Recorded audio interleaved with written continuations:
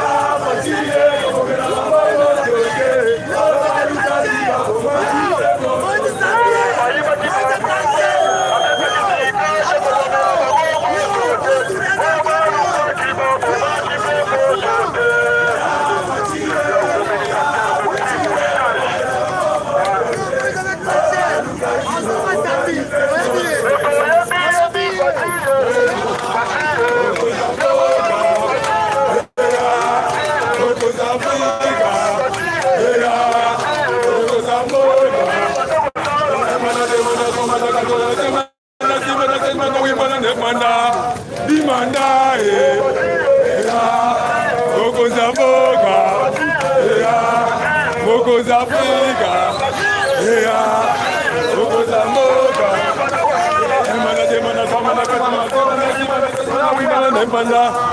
dimanda,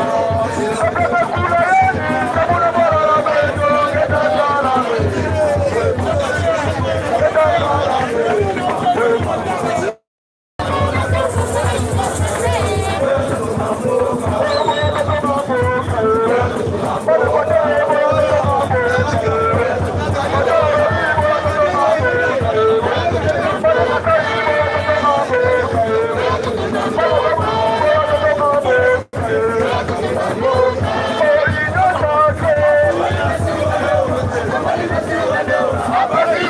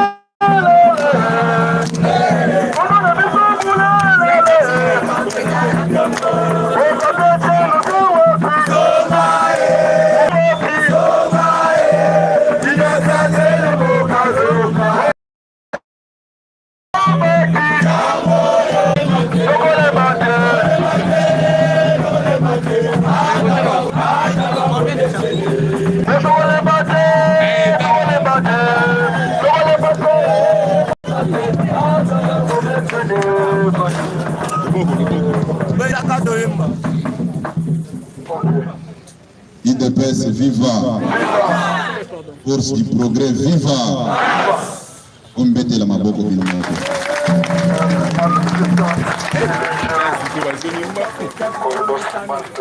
Na lobi boye.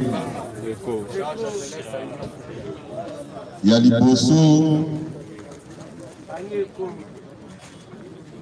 outiko faire passer message. Mais avant tout solola, na kosenga bino observer une minute de silence en mémoire ya Dekonabiso Kajombo oyo auti kotika biso na président fédéral honoraire Blandar Chimbombo wa upe kotika biso lobi. Observer une minute de silence en mémoire ya bandeko wangu.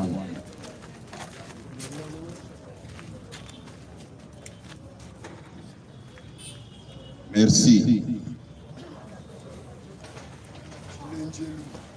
Nakanisi oyaki na kanda nyonso na tongo awa mpona kozwanga okende kotika memo na bino. Nakanisi place voisin azali. Il faut à réfléchir na batu oyo baza kokosa ye kolia ye bambongo pamba. Voisin, il faut à réfléchir.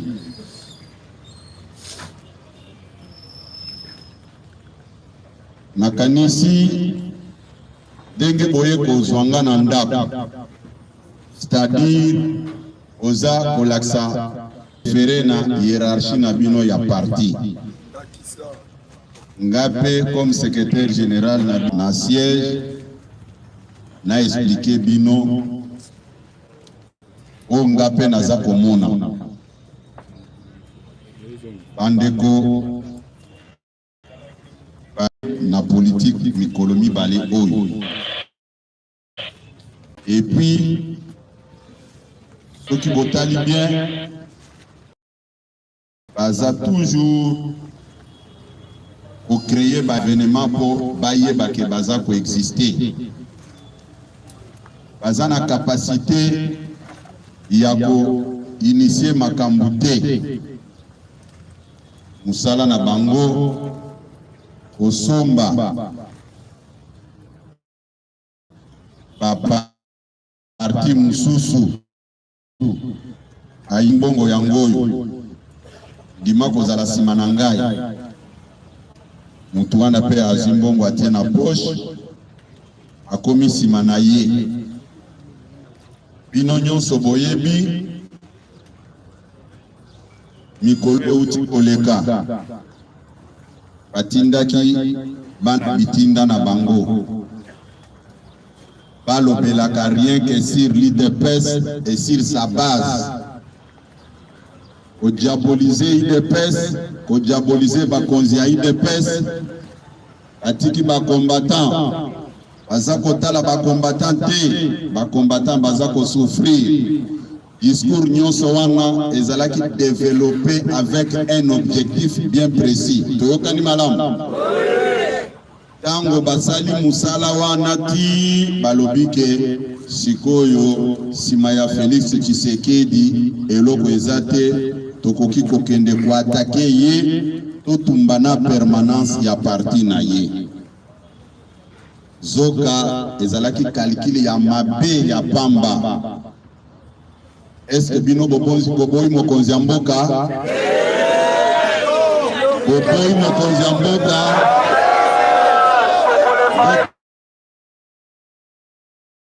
Tombe la maboko bomba manifester.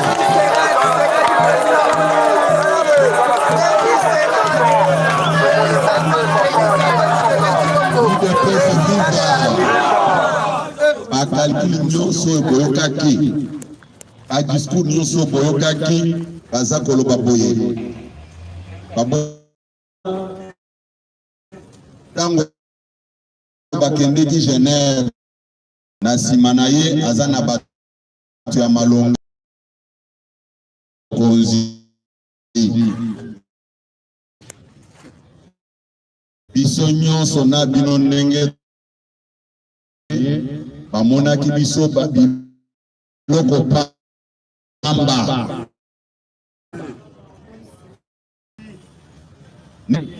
pouvoir bino bato bamonaki batu pamba nde boza lelo ba grand détenteur, les véritables détenteurs de ce pouvoir eza bino bana Félix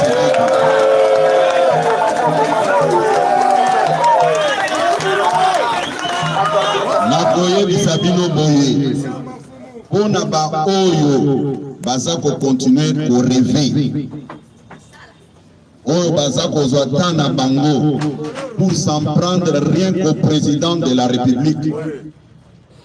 Jusqu'à présent, nalandi condamnation mokote et outé par Moïse Katumbi pour rappeler ses lieutenants à l'ordre. C'est pour moi aussi une occasion pour faire comprendre à tous ses disciples ce qui suit. Moïse Katumbi est leader pour eux, mais il n'est pas leader devant Félix Tshisekedi, ni encore moins devant l'UDPS.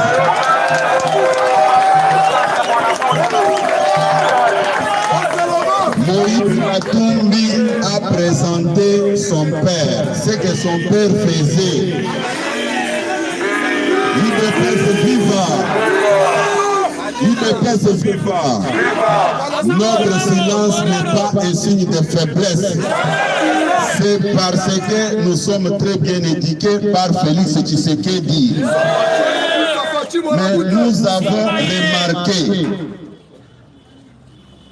tout un mois où un groupe d'individus en train de mendier derrière Moïse Katumbi, et lui était très content quand on critiquait, on insultait un innocent pour son intérêt.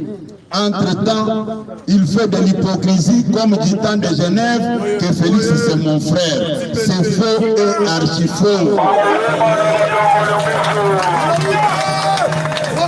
Et plus grave encore, ceux qui sont censés prêcher la parole de Dieu devant les billets verts, ils ont perdu le contrôle pour dire des choses comme les petits enfants, ce que nous ne pouvons pas accepter. J'étais surpris dans mon bureau la semaine passée. J'ai vu une délégation de la MONUSCO venir vers moi. Après avoir fait un communiqué pour plaire un individu sur un dossier qui ne concernait ni de près ni de loin les chefs de l'État, ni encore moins sa famille politique. UDPS viva! UDPS viva! Quand j'avais reçu cette délégation, la première des choses, c'est de me poser la question pour savoir, avec trop d'hypocrisie, au sujet de la loi Tchani. Noël Tchani n'est pas membre de l'UDPS. Les choses doivent être dites clairement. Noël Tchani fut candidat président de la République. Jusqu'à la dernière minute, Noël Tchani n'avait pas désisté pour laisser la place à Félix Tshisekedi. Mais à une surprise générale, tous les médias étaient envahis par les gens qui se réclamaient des lieutenants de Moïse Katumbi. C'est grâce à Félix Tshisekedi que Moïse Katumbi est rentré au pays. Je dis bien, c'est grâce à Félix Tshisekedi que Moïse Katumbi est rentré au pays. Il y a un adage qui dit tel père, tel fils. Félix fait la politique en suivant les traces de son père. Le père de Félix Tshisekedi fut un grand politicien reconnu à travers le monde. Moïse Katumbi a présenté son père et ce que son père faisait. Nulle part, Moïse Katumbi a dit que son père faisait la politique. Les choses doivent être dites clairement de cette manière pour couper court. Félix ne se débrouille pas pour faire la politique. C'est dans le sang. UDPS viva! UDPS viva! J'ai dit, Félix ne se débrouille pas pour faire la politique. C'est dans son sang.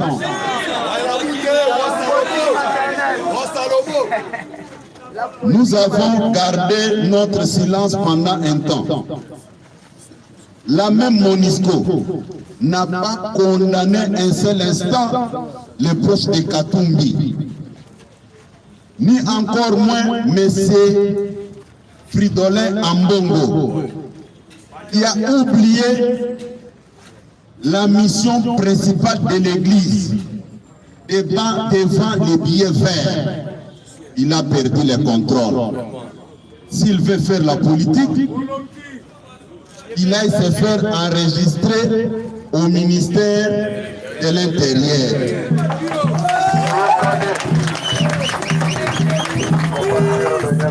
Comment expliquer un monsieur sérieux, depuis qu'il est arrivé au pouvoir, il n'a jamais, je dis bien, il n'a jamais félicité un seul geste posé par le président de la République.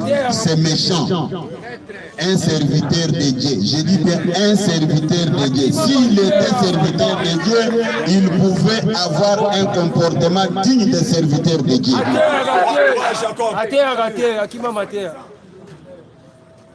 UDPS viva.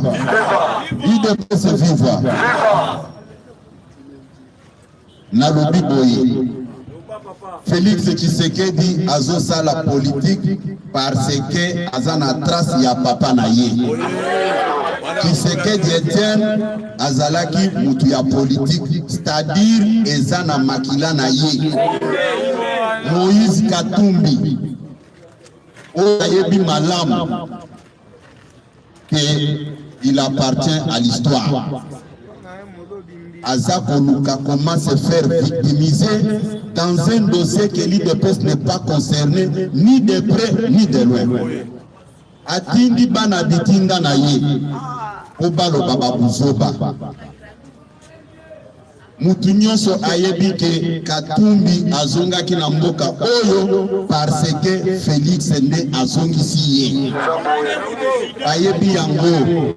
Et puis naza ko regretter mingi na hypocrisie na yoki batu baza ko sala semblant ya kotuna soki UDPS ndaza derrière Noël Tchani biso UDPS tobanga ka eloko moko te soki na lobi boye soki ezalaka ke toza ko soutenir Tchani ndenge na telemi awa na linga pe koloba yango na linga ko banga eloko moko te.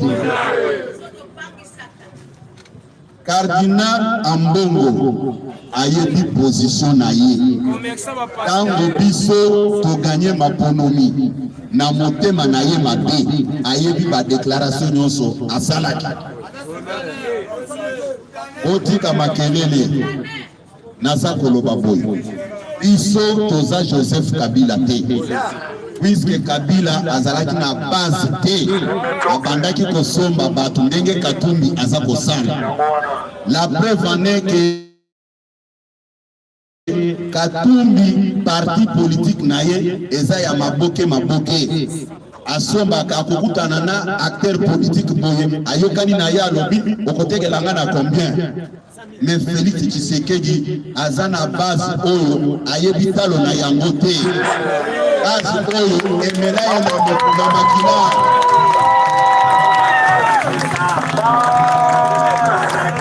UDPS viva.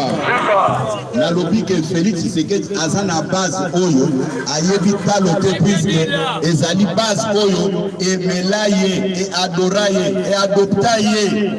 Malgré la démarche nyonso basalaki ces derniers temps pour na redresser base wana contre Félix Tshisekedi, mais bayeba ke base ya Félix Tshisekedi eza Congo mobimba. Ça ne sert à rien. Naza koloba yango que ça ne sert à rien. Atika komisa la victime d'Amba et tous les médias qui font la campagne comme quoi Félix Tshisekedi a peur de Moïse Katumbi. Ils doivent réfléchir. C'est faux et archi faux. Naza koloba boye. Hypocrisie na vie eza eloko malamu te. Situation où baza koluka ko créer, ils seront incapables de maîtriser cette situation-là.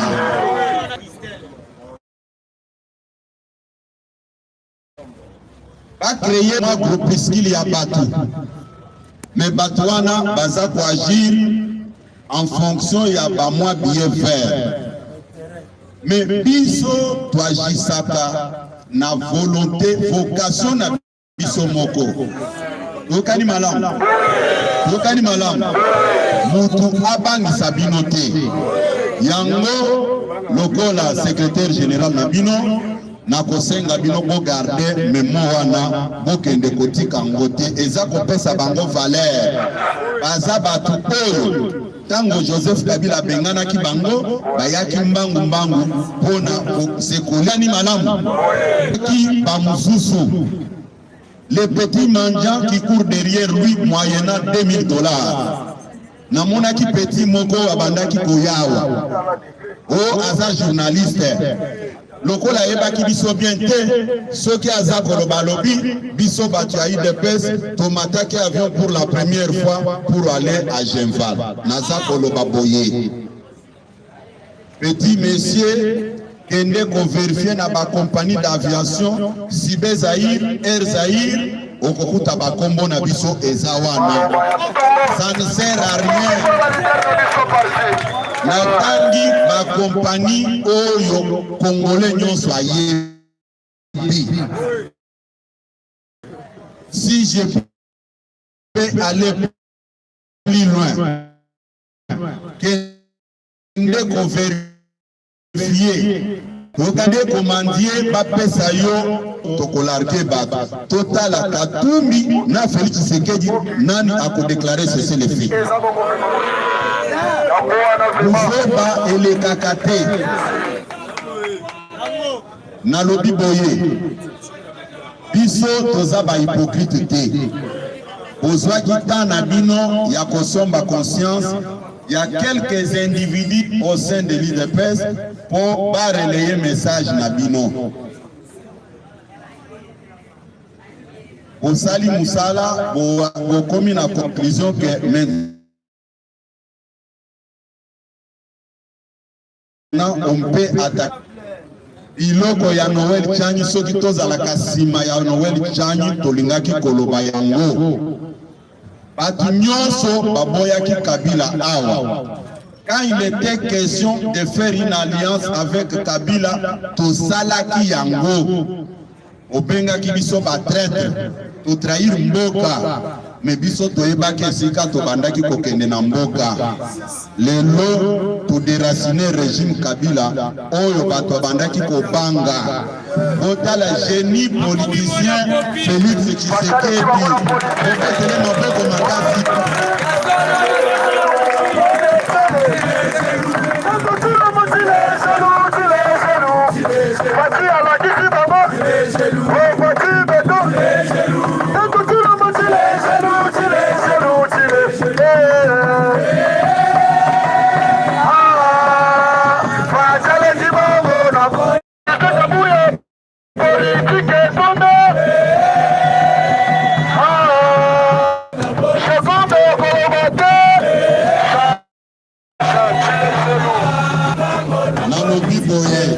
Tshisekedi, c'est un génie.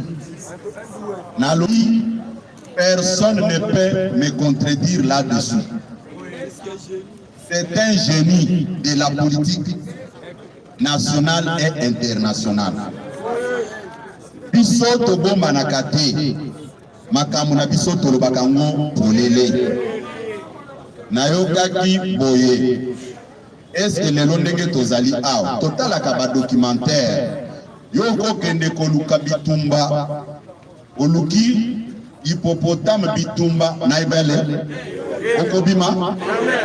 Mais comment expliquer un nouveau venu au baye na monde politique nanu ba totaliser ata 10 ans na lobi ba za Katumbi leader ngai naza koyebisa bino boye nayebi ke bakoloba ke non c'est faux il est ceci non ça ko préciser yango ya ko créer parti comme na moni na batu oyo basima ba fonction minene na kati ya Congo lelo bakomi ba de mallettes. Une honte pour la République. Yo zalaki ministre, ozalaki président, il y a toute une institution na kati ya mboka oyo. Bokei bozali misato, bozako kitana pepo. Bazui ba bagage nyonso ba pesi yo. Et puis balobi kanga ye photo pour jour mosusu atia mon côté.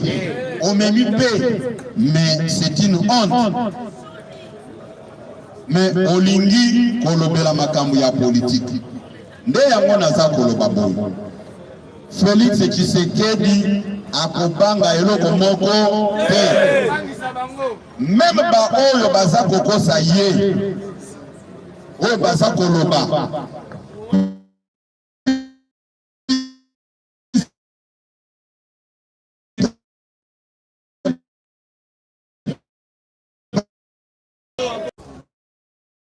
Il n'y a que l'individu en mbongo oyo basombi na mbongo.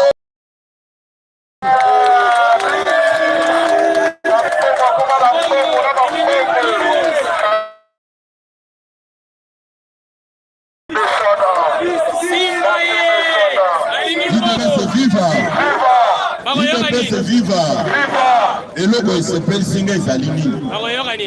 Pendant na lobby que l'heure est à la mobilisation générale pour protéger notre régime et notre leader Fachi Beton, naza kope mate base ya parti batomboki ngamoko na komi komitu pona nini na lansaki mot d'ordre oyo lelo na lalaki na yoka boye makelele libanda o fort du progrès baye wana na leme ngazaki na bango rendez-vous te o non baye na lobi bon lokola biso toto saka base ya parti na bimana yoka makambo ezani na moni kaka fort du progrès batoki nga balobi mokonzi yo liboso biso sima tosala nanu démonstration et puis tokende kotika memo nga na lobi memo ngo ezali wapi balakisi nga memo ya ngoyo otamboli balobi makambo oyo ekosila te ba conseil boza kopesa biso en tout cas tokondima te na bandaki koyebisa bino boye Félix Tshisekedi aza grand leader politique. Oyebi soko okomi na mboka avant ya kosala likambo songolo pakala kuna balakisa yo eza boye te. Moïse Katumbi aye na politique akuti Félix Tshisekedi na politique atika ko bricoler makambo et puis toyoka na malamu toyoka na nanu. Moïse Katumbi aza seul métité ou azo sala politique na mboka na biso. Pourquoi seulement cette agitation et se victimiser au nom parce ça pour écarter Katumbi. Na lobi boye. Na kosenga s'il vous plaît. Na kosenga ndeko Pululu boye. Honorable député. Soki okoki ko épargner biso na makambo oyo. Ba constater échec ya Katumbi na bango. Puisque balingi ko lakisa ke Katumbi aza makasi. Mais Katumbi asaralia ki derrière Fayulu non? Azalaki derrière Fayulu na 2018 ans na élection. Après Genève, mais le résultat est akini. Totika hypocrisie à Pamba. Nalingi ko utiliser langage à insolence ndenge ba lieutenant na ye baza ko salate. Soki ba continuer na bango. Oyebake, à mon tour, je vais utiliser aussi des armes non conventionnelles sur la personne de Katumbi. Toyokani. Asali makambo nyonso. Motema na biso malamu. Ebimisi biso lelo mabe. Kabila benana ki Katumbi awa abimi kakimi akei biso na motema malamu osali passeport tolobisonga. Mais on pouvait même laisser l'affaire de cette manière que ça ne nous concerne pas. C'est de la justice qui avait créé tous ces problèmes. Il y a séparation des pouvoirs. Ceux qui me sont tous dans un problème, il y a Kobanga Katumbi. Koya Kobanga Muto Bisoto ici. Bino Bondimi Yango. Osabongi na Samba. Bisoto Lobiboye. Ce n'est pas à un vieux qu'on apprend des grimaces. Nous avons commencé la politique avant Katumbi. Oh, Naebi, Ndenge Azaliwana, Batune Bakoloba. Kabuya fait se comparer à Katumbi. Non, Kabuya a commencé la politique avant Katumbi. Non, si les gens veulent créer le débat autour de ça. Non, non. Naza pour ramener Bango na raisonnement simple. Parce que Bayebi Kabouya, c'est un pionnier de parlement debout. Le combat contre Maréchal Mobutu.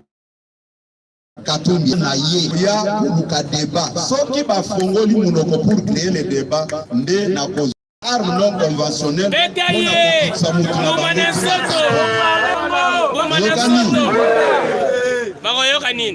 Na lobi boye apesi bambongo na yebi ke passe eza makasi passe ezali nga naza kofabrike biloko te. Félix Tshisekedi aza grand leader ya mboka na biso malgré biloko nyonso baza kosala pour dresser la population contre les chefs de l'État. C'est une peine perdue.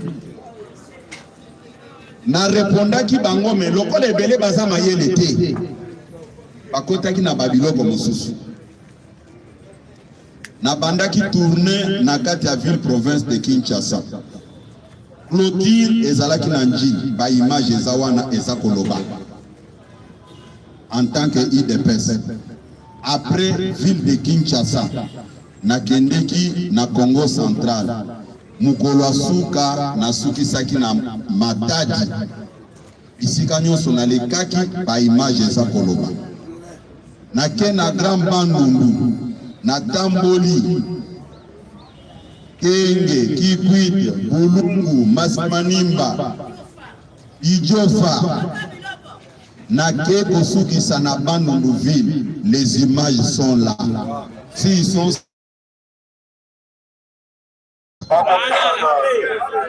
après débat moko ya Pamba. D'abord, la démarche était de dresser les combattants de l'IDPS contre l'IDPS et contre le président de la République. Biloko nyonso wana ekwei na mai. Lokola bazala qui bien préparé de balobi que nous allons maintenant attaquer l'IDPS et Félix Tshisekedi to bengana bango. Mais c'est un rêve. Mukolo wana, nous ne savons même pas ce qui va arriver. Parce que le chef de l'État a une base. Azana base moko solide awa na mboka na biso. Que les gens arrêtent de rêver. Bati kako rêver. Noé Tchani a réfléchi comme docteur. Quand on a dit que ça la soki na ba banque mondiale soki wapi. Il dépêche qui est maillé le poids de Totanga. Parce que tout le dépêche. Est-ce que les lois travaillent pour le compte de l'IDPS? Nana évité que Emmanuel Chadar Azalaki Moutouaï d'IDPS. Est-ce que les lois travaillent pour le compte de l'IDPS? C'est du n'importe quoi. Vous cédez dans Babylone Kowanate. Togani. Et puis, Nazako martelé. Quand Bazako Lobake Katumbi a de bons projets pour la République démocratique du Congo. Ngai Moko Kanamalam. Moi j'étais au Katanga. Nazalaki na Katanga, na Lubumbashi, on a monaki. Otika ba propagande ya ba presse wana. Écoutez, quand on boza koboma une grande entreprise, une grande société, neti SNCC, on a remplacé par locomotive na ba camion remorque. Est-ce que Moutouana za motema malamu? Puisque SNCC on a monaki et ça vraiment sonne na on a yoka bato baza koloba. Naza kwa bisabi sabinoté. Bako sabinoté. Et ça va dire comme moko puisqu'ils ont pris tout leur temps pour humilier le président de la République. Je n'ai pas entendu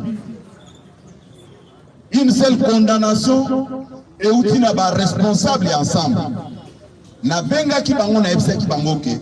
Comme vous avez choisi cette voie, moi maintenant je vais de votre leader Katumbi na yebisaki bango et puis bayebi ke na prometaki bango na yebisaki bango bongo ke lokola il a tué le pays. Ah bon? Ok. Biso tozako loba makambo ndenge bino bolobaki wana tokobanga eloko moko te kani soki batie libaya na tongo au même moment biso pe tosali ni totie libaya tokani nayokaki toyokana malamu nayokaki moko na bango alobi ke toyebi ndako non akota na eloko ya yebi te naza koloba boye Motorola eza ya ngai. C'est un moyen de communication eza mundu qui était na simbi. C'est lui qui t'a dit que les autres mamabe na caméra qu'il aille faire des commentaires que Motorola bateka kayango te. Ce n'est pas une arme, c'est une Motorola, un moyen de communication. Si je vais enlever la Motorola, je dois enlever aussi le téléphone. Hein? Na lobi boye iloko oyo naza koloba boye. Ils ont bâti campagne pour démoraliser nos hommes de troupes au bazaki na front. Balobaki mokonzi ya mboka pona nini azokende na ST akena est aketi na ligne de front azongi na ye asali 3 semaines na yoki ata moko na bango te alobeli eloko wana. Naza koyebisa bino ke babangisa bino eloko moko te. Nalobaki que nous tous nous gérons mutoko sabino te ke Tshisekedi moko nda aza ko gérer eza lukuta toyokani ango nyonso baza na ba ministère soki bazalaka na posa ya ko gérer te bazalaka na souci ya population balingaki koloba boye biso toza constitué toza komisala neti cabinet d'études na yo ba ministère etali biso te tokobando ya kotikeloka ba proposition ya mayele na biso tovandi mopanzi. Est-ce que basalaki yango boyokaki ba déclaration awa biso te kosenga eloko te mais lelo baza na ba ministère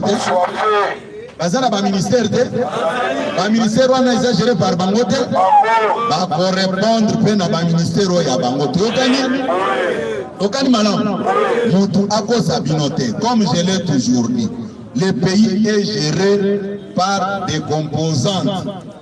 Il y a la composante IDPS, toza ko s'assumer. Il y a la composante MLC, il y a la composante AFDC, il y a la composante INC. Okani, il y a aussi une partie du FCC qui gère la République. Nous sommes tous des co-gestionnaires. Okani madame, batu bako sabinote, mais pona memona bino, naza ko senga bino, bo garder memoana, pesa président j'ai comme micro monsieur. Mupa intimidé binote. Okani, pona ba oyo, baza koloba, oh non, ba pesi ba combattant misalate. C'est de la méchanceté. Naza kweb Sabino Boy. Soko kena cabinet ya mokonzi mboka, vous allez trouver les combattants qui travaillent là-bas. Et ça beauté. Batwana baganya qui concourt té. Soko kena gouvernement okokuta ba combattants bazo travailler. Soko mais lo eza côté biso en difficulté zani. Toza bana ya tata bana ebele. Lokani iso boya fachi beton bala moko te pete la fachi beton maboko makasi pete le maboko makasi di ba konesana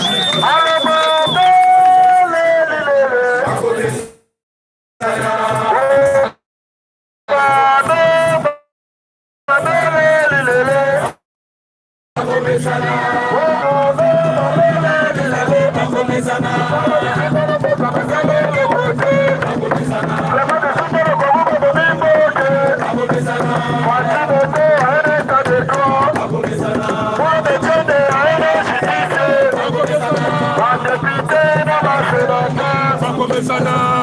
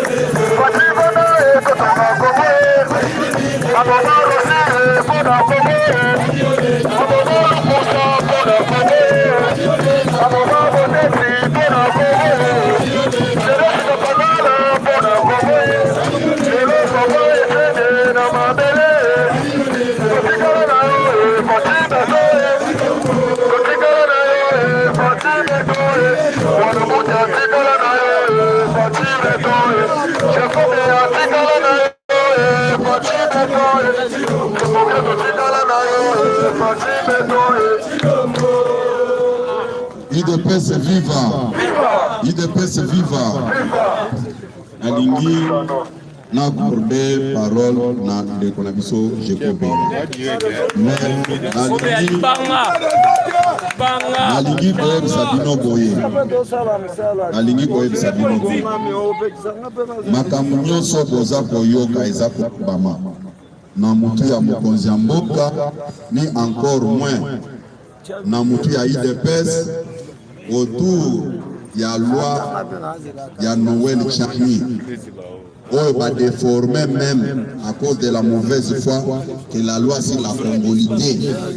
Et la loi sur la congolité dit les choses doivent être dites clairement de cette manière. Quand on va évoquer Kaya Côte d'Ivoire, c'est de la mauvaise foi. Et ça bomboté. Na makambo eleka na Côte d'Ivoire, et ça tout à fait différent na makambo état de loi Noël Tchani. Na Côte d'Ivoire, il y avait un problème réel. Et ça n'est dit, naza peut-être exemple. Bomoni, bande konabiso, ya Kasai, o bazalaka na Kamako, bazalaka na frontière na Angola. Je donne l'exemple du Kasai, puisque moi-même je suis du Kasai. Je n'ai pas voulu prendre un exemple d'une autre province pour pas dénaturer, puisque baza makasi na lukuta wana. Okotala Mayanda, baza na frontière na Angola. Kanjanji eza na frontière na Angola. Sikoyo bande kona biso bavanda kawana. Likambo kwei balobino, ce sont des Angolais. C'est la même chose na situation eleka na Côte d'Ivoire. Atu ya nord ya Côte d'Ivoire bazalaka na frontière na Burkina Faso. Kango bakomaki pembeni ya maponomi, Henri Konan Bédié, Laurent Gbagbo, balobino bato ya nord wana baza ba Burkinabé. Comme Alassane Dramane Ouattara, azalaki mutu ya nord, amoni ke muto bazolo ba Burkinabé ezali nengai. Mais ici, ce n'est pas le cas. Awa baza ko vérifier balobi ke biso nyonso autoza ba Congolais. Hein? Loi wane lobite ke batu ya province boye batu à côté Songolo batu. Loi wane lobike biso nyonso toyebi ke toza ba Congolais. Mais pona mutu a diriger Congo, il faut à la Congolais des pères et des mères. Kuna balobite que telle province, il faut qu'on ait par exemple wana pona ko faire comprendre bango. Lokola balingi ko profiter na naïveté ya ba petit peuple mususu. Balobi ono loi wana eza ko écarter batu. Mais loi ni écarta ka batu te. Ceux qui tolobi lelo ke pona mutu azala président de la République, il faut azala na âge Songolo Pakala. Pour petit exemple que non, il faut au minimum aux alentours de 25 ans. C'est-à-dire, bato à 24 ans, ça exclut dans Moubeko Wana. Ils ont exclusion. Mais comment, puisque le problème qui est là, Balingi, au salon marketing politique, il y a Moutoumoko Boy. Ce qui n'est pas vrai, et c'est de la méchanceté et malhonnêteté même, s'il vous plaît. Puisque loi wana balobite ke balwa nyonso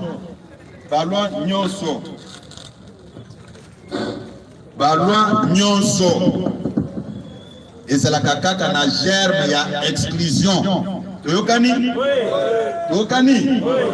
bako sabino te ke Moubeko ata moko bakoki kosala yango sans que exclure mutu. Soki okei balobi ke o baza ko projeter film mais balobi ke film oyo les enfants non admis, c'est-à-dire parce que exclure bana pe ba komona ngote eza boete batika koko sabino loi wana batangi kombo ya mutu te. Biso toboyi kobeta ba masolo wana puisque tobeti yango me bazolinga bakotisa biso kaka na kati. Balingi te bo fabriquer mutu te, s'il vous plaît ba combattant. Na uti koyebisa bino awa ke Katumbi kombo na eza asomba atala te. Asombi ba parti politique nyonso. Asombi. Aïe même que contenu ya ko ezana kati, l'essentiel pour lui c'est d'acheter à gonfler nini naye. Mais nana za ko ebisa bino boy. Souci na ngai, prière na ngai. Ezali ke Katumbi a se déclaré candidat officiellement. Tokende na compétition wana a constaté échec naye. Biso toza bateau ba fabriquer ba fabriquer biso toza na makila politique. Na uti ko yebisa bino ke Félix Tshisekedi azamu to balobaka tel père tel fils. Mais vidéo moko eza kotambola awa. Naza ko pesa bino information moko. Bazonga ba vérifier yango. Olingna loba na moni chaîne moko bato français bato latin balobaka erreur humano este. Naza ko ebisa bino bo vidéo moko ezoleka na chaîne moko bino boyebi etikala koloba malamu ya IDPS. Bazwi extrait ya propos ya mokonzi mboka tango alobelaki makambo ya ba grand parents na ye. Côté maternel, mokonzi nda azalaki na erreur ayebaki eloko anabiete puisque maman na biso ndenge balobaka na mboka bo garder bato nyonso puisque osali mwa erreur bako rappeler à l'ordre. Mercredi tovandaki awe pa ba mokonzi mboka. Notre chère maman Marthe, vous pouvez tenir ma boko makasi. Vous pouvez tenir ma boko makasi. Maman a rectifié moi et bisi mokonzi que non. Olobaki mabe eza bongo te. Biso ezali boye we barrière grand-parents na yo. Pesa bino magambo nayoka tovanda kiba mais boyo ka deja soki mwana buta sa ko parfait na to ba masolo ya serre les restaurants za ko donete la moko za moko je ne fais rien au hasard zamba lingaki ke nazala pe wana nayoka lisolo mama corriger loko wana yona chaîne no télévision na moi extrait au Zogoloba. Félix est en train de confirmer. Non, Ezaki, erreur, et Salamaki, puisqu'on a corrigé ça. Jamais on va puisque Moutukoyo défaut oyo na lobela kabino ezake pas mokonzamboka, c'est de dire rien que la vérité. Avant ça kana été bao bayebi banda toza na ipes soki likamboza quand il vous dit ça soko vérifie ngo kutaka ndenge nona ndenge ezali kobeta la mokonzamboka mabongo makasi.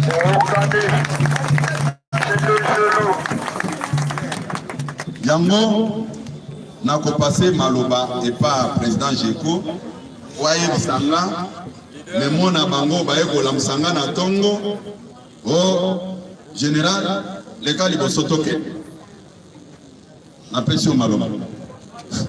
Merci beaucoup Force du progrès vivant. Force du progrès vivant. Force du progrès vivant. L'état des droits, des reconnaissances, les peuples d'abord, des gouvernements, factuellement, s'il y en a, Ligue rouge, tiré à terre, c'est pour que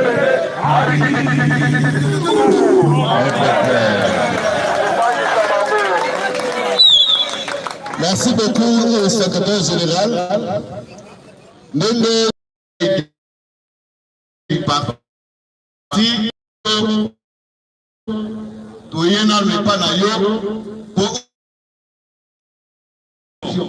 et ça la qui komona ndenge bazofinga mokonzi ya mboka na ayebe mutuna makolote ndenge bazofinga parti na biso parti epesi position na proposition ya loi ya ndeko chanite mais tomoni bandeko bafingi biso balobi mingi yango tolobaki trop c'est trop balobi bango babomaka batu baboma biso mokolo ya lelo yango moni tose mobilize mpona tokende kotika memo na biso baoyo nyonso moni oyo baza bagerie baoyo nyonso batelemi awa banda pouvoir ya président Fatim menace na bango baza badefenseur nango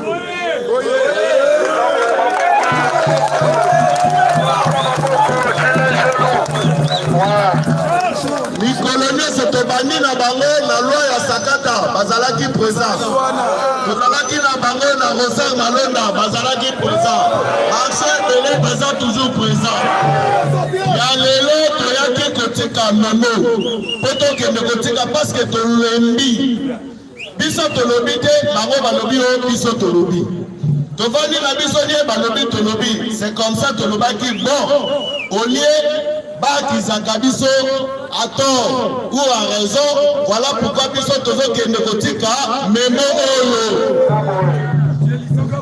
mais lokola yo olobi yango na kombo ya bamartire oyo nyonso bakufela mpona parti oyo mpona mboka oyo ekende liboso tondimi kopesa yo memo oyo tokokende lisusu te kotika memo oyo me toyebisi yo seze benda bango matoyi benda bango matoyi po tokoyoka lisusu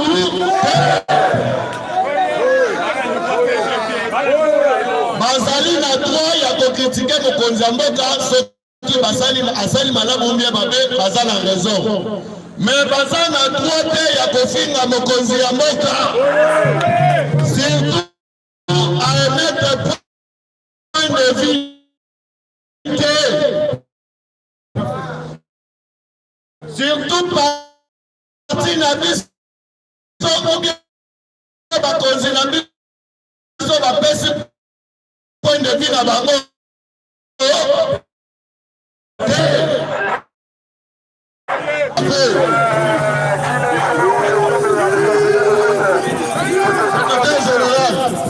topesi ye memo oyo ono ya pe tolingi kimia tolingi boboto totonga mboka na biso na kimia.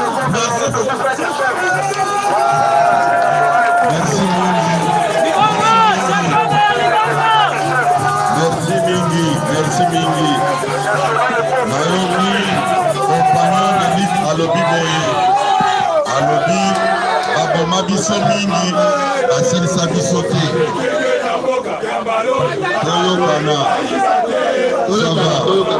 toyokana nalobi boye sani yango batindi eke akomi mutu ya IDPS naza koloba yango au nom de tous nos martyrs biso tokosenga mbongo te kodefendre pouvoir na biso mais bato ebele baza kotia makelele soki ofuye ye na bapoche okokuta babillet vert.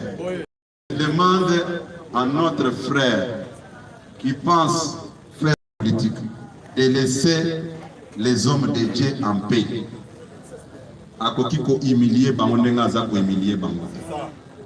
Ça n'honore même pas la République. Yango ayebi mboka oyo va détruire yango pendant 50 ans. Tokuti yango dans un trou. Tobimisi yango. Lelo boza koluka to trouver solution sur un dossier oyo ezako totaliser 50 ans. C'est de la méchanceté. Nous ne pouvons pas permettre ça. Totikala komona te. Mutu a gagné ma pono. Mais andimi ko modifier loi électorale oyo memi na pouvoir. Félix Tshisekedi l'a fait. Loi électorale oyo ezalaki en place oyo elingaki kofavorize ye ndenge bandaki kofavorize Kabila. Alobi non po modifie yango po bato tout va se sentir à l'aise malgré nyonso wana bamoni mabe. Félix Tshisekedi apesi opportunité na Congolais nyonso pona mwana na atanga avec la gratuité de l'enseignement. Ambongo n'a jamais vu ça. École fictive où ezalaki ko saboter gratuité de l'enseignement. Batikala komona yango te. Babandi koluka bat bayibi misolo ya mboka bazongisa. Ambongo prend position pour il faut kotinda bato ba militant ya ba parti politique sous prétexte que baza ba journaliste. Bisoto pika yangote puisque mokili mobabasi ba yebi que ce sont des militants ya ba parti politique X ou Y, ils font plus partir de la presse. C'est ça le problème réel que nous avons aujourd'hui. Batika Koko Sabinogo, tel est journaliste. De quel journaliste dont on parle? Ce sont des militants de partis politiques au même titre que Bino Awa. Yo poko zo caméra tayo, o tie liboso, o bandi ko sala ba vidéo, ça passe dans l'opinion. Mutoko Sabinote Toyokani, la loi Noël Changi n'engage pas l'IDPS, ne concerne pas l'IDPS ni encore les chefs de l'État. Que les gens arrêtent avec leurs bêtises. Nous, au niveau du Parlement, pas nous laisser faire.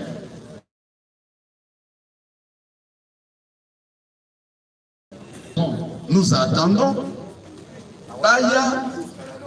Baya kosala biloko nyonso bayebi.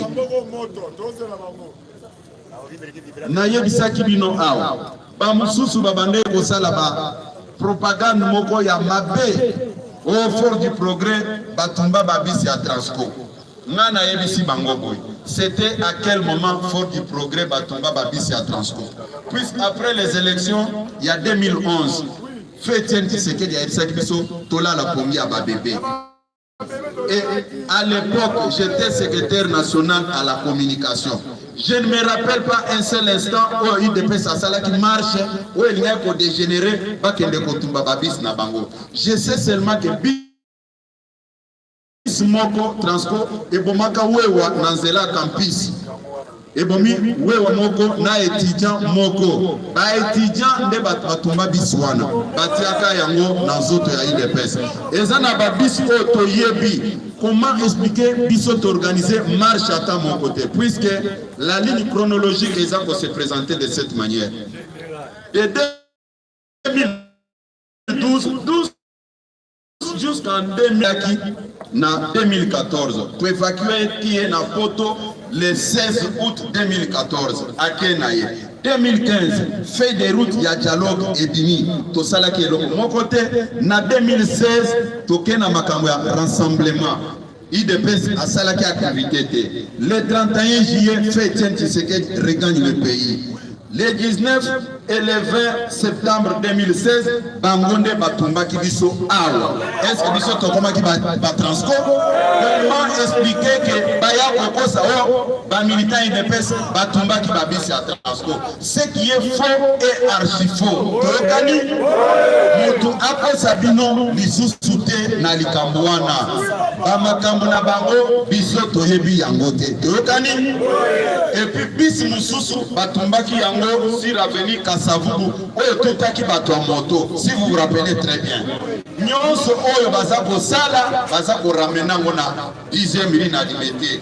Aucun bis Transco, Batikara Kotumbango Liboso à permanence na biso. Tokani, comme ils sont forts dans les mensonges, Yango Bomoni Bakorenir quelques petits individus. Oh, baza ko organiser débat, baza ko démontrer, ba militant ya IDPS, baza ba violent. Je n'ai jamais entendu un seul instant ba organiser débat autour de Batumbaka Nandakoy. Si réellement ils sont sincères, s'ils veulent que la vérité puisse être connue de tout le monde, naza ko lancer défi nande konabiso oyo amiyebi ba organiser débat sur liwa bato Batumbaki awa. Toyokani, Boyokaki va organiser débat, n'a pas média, à cause de la haine et de la méchanceté. Balobaki ke soki kabu ya tema kolona, bandundu bakobambaye mabanga. Biso tozalaka batia mutu bakata. J'avais osé. Et quand on a commis na bandundu, coup de chapeau na bande qu'on a biso à bandundu bampangi, j'ai été accueilli comme Jésus en Nazareth. Quand bamoni ba image wana, kanda nyonso emati, bakayen, balobi nini, ngai na pekisaki bana bakende kotanga po bayamba ngai. Pour toute la première fois dans notre histoire, école nini etangaka samedi ya lelo na 16h. Puisque manifestation ezaki na 16h, lokola ezaki loko monter de toutes pièces pour na motema mabe, babosanaki ke nasalaki manifestation na 16h. Et puis un samedi, tango baye kotala balobi o tokangaki na abimeli awa, abimeli na samedi na 16h. IDPS viva, babumbisaka bana nzambe te, babumbisaka bana nzambe te. Félix Tshisekedi aza ya nzambe, Félix Tshisekedi pouvoir na ye euti na nzambe. Même ye moko place azali, aza ko intérioriser makamwana bien te, puisque ye asatika ki na nzamba alobi ezalika ka yo muto komisa congolais na bongo. Amen. Bete la Félix Tshisekedi maboko makazeng. Batou basala attention pour réaction na biso ekozala mabe, ekozala ya chantage te, mais toko agir. Tokani bomi bete la maboko makasi bana Félix Tshisekedi.